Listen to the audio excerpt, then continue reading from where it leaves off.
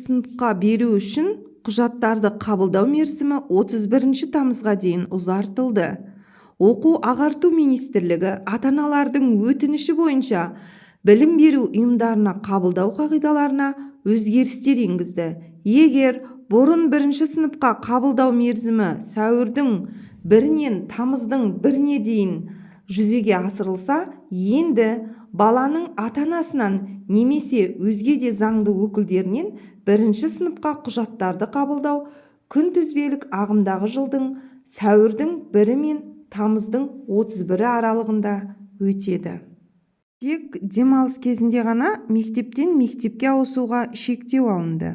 Осылайша жаңа ережелерге сәйкес балаларды тұрғылықты жері бойынша оқу жылы ішінде мектептен мектепке ауыстыру мүмкіндігі бар. Техникалық және кәсіптік білім беру ұйымдарына қабылдау кезеңі тамыздың 25-і аяқталуына байланысты білім алушылардың өтініштерін 10 сыныпқа қабылдау мерзімі тамыздың 15-нен тамыздың 31-не дейін өзгертілді. Колледжге қабылданбаған білім алушылар мектептің 10-11 сыныптарында оқуын кедергісіз жалғастыра алады.